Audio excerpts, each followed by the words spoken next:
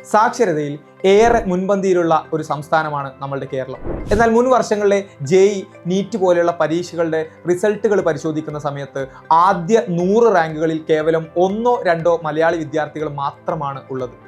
എന്തുകൊണ്ടായിരിക്കാം ഇങ്ങനെ സംഭവിക്കുന്നത്? മറ്റു പല സംസ്ഥാനങ്ങളിലെയും വിദ്യാർത്ഥികൾ നേരത്തെ പഠിച്ചു തുടങ്ങുമ്പോൾ കേവലം നമ്മുടെ നാട്ടിലെ പല കുട്ടികളും +2 കഴിഞ്ഞ ശേഷം മാത്രമാണ് നീറ്റ് അല്ലെങ്കിൽ ജെഇ എന്ന് ചിന്തിച്ചു തുടങ്ങുന്നത് തന്നെ. പല സംസ്ഥാനങ്ങളിൽ നിന്നുള്ള മിടുക്കരായ വിദ്യാർത്ഥികൾ നേരത്തെ ഈ പരീക്ഷകൾക്ക് വേണ്ടി ഒരുങ്ങുമ്പോഴും നമ്മുടെ നാട്ടിൽ മിക്കപ്പോഴും +2 കഴിഞ്ഞ ശേഷം മാത്രമാണ് വിദ്യാർത്ഥികൾ ഈ മത്സര പരീക്ഷകൾക്കായി ഒരുങ്ങുന്നത് എന്നത് തന്നെയാണ് ഇതിൻ്റെ പ്രധാന കാരണം. ഈ ഒരു സമ്പ്രദായത്തിന് മാറ്റം കൊണ്ടുവരികയാണ് എജുപോർട്ടിൻ്റെ ഇൻ്റഗ്രേറ്റഡ് സ്കൂളിലൂടെ ജെഇ, നീറ്റ് തുടങ്ങിയ പരീക്ഷകൾ +1, +2 തന്നെ പ്രിപ്പയർ ചെയ്ത് നിങ്ങൾക്ക് ഈസിയായി ക്രാക്ക് ചെയ്യാം. ആ ഒരു ഇൻ്റഗ്രേറ്റഡ് സ്കൂളിലേക്ക് അഡ്മിഷൻ നേടാൻ വേണ്ടിയിട്ട്, അതും 100% സ്കോളർഷിപ്പോടുകൂടി അഡ്മിഷൻ നേടാനുള്ള അവസരമാണ് ഇസാറ്റ് എക്സാം എന്ന് പറയുന്നത്.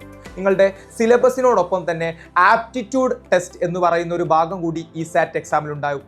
എന്താണ് ആപ്റ്റിറ്റ്യൂഡ് ടെസ്റ്റിൽ നിങ്ങൾ പഠിക്കേണ്ടത്? നമ്മൾ ചെറിയ ക്ലാസ്സുകൾ തൊട്ടേ പഠിച്ചു പോകുന്ന ബേസിക് ക്വാണ്ടിറ്റേറ്റീവ് ആപ്റ്റിറ്റ്യൂഡ് അഥവാ ആൽജിബ്ര, ജോമെട്രി, ഡാറ്റ ഇൻ്റർപ്രിട്ടേഷൻ തുടങ്ങിയ ഭാഗങ്ങളും റീസണിങ്ങിൽ നിന്നും series, coding, decoding, puzzle, blood relation, direction തുടങ്ങിയ ഭാഗങ്ങളുമായിരിക്കും ഇസാറ്റ് എക്സാമിൽ നിങ്ങൾക്ക് ഉണ്ടായിരിക്കാം. അപ്പോൾ സിലബസ് പഠിക്കുന്നതോടൊപ്പം തന്നെ ഈ ഭാഗങ്ങൾ കൂടി കവർ ചെയ്യാൻ പ്രത്യേകം ശ്രദ്ധിക്കണം.